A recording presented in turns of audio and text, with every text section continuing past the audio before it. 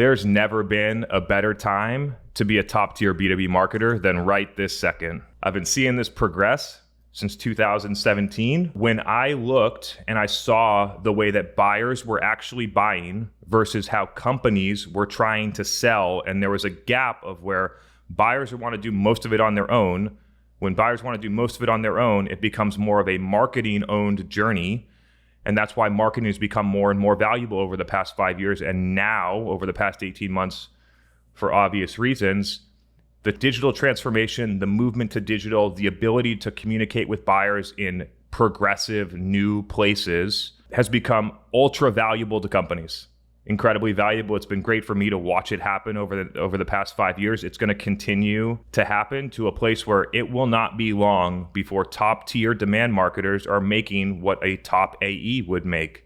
300, 400, 500K to drive to own demand in a company. Some of it's already happening in companies. It's going to be more of the norm than the outlier in the future is what I expect, but only for the truly top tier. I think there's probably a 1, 2, 3% of marketers that can be in that place and own pipeline and drive results. I don't think a lot of people truly understand that when you own the pipeline number as a marketer, all the underlying things that go into making it happen. Just think it's about like collecting leads, buying ads. There's so many underlying details about looking at the sources, analyzing Salesforce data, making projections, doing the planning, understanding how your media and content plan need to bubble up to achieving that goal as the goals keep growing.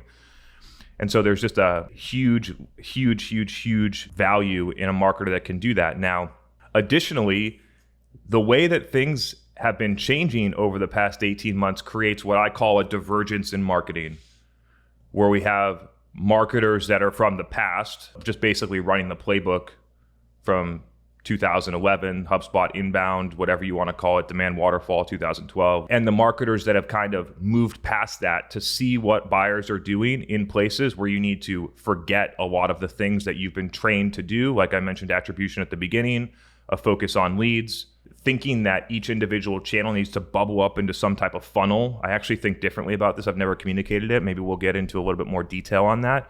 At this point now, you don't have a funnel. What you have is you have all of your buyers, your TAM or your SAM, however you want to look at it, but basically all of your buyers that are out there that are not in market to buy. You should be marketing to them all the time. And you should be marketing to them in a certain way because they don't have intent to buy. And then you have all of those buyers that move in market. Define your target market, and then all you have is not in market, in market. Different marketing strategies for both of them. Once they hit pipeline, you think differently about it. But the idea that you go and you collect someone that's not in market and then try and push them through marketing automation to get them down there, I just don't see that working anymore. There's a progression here inside of communities, content, direct engagement in places that are difficult to measure, that companies don't value or don't respect, that companies don't see because nobody's published some report, like McKinsey hasn't published some report, Gartner hasn't published some report to tell you that you should be in these communities, to tell you how you should act in them, to tell you that you should be publishing content in the places where your buyers hang out every single day. But it's obvious. And so there are the companies and there are the marketers that are going to wait for a report in order to do it.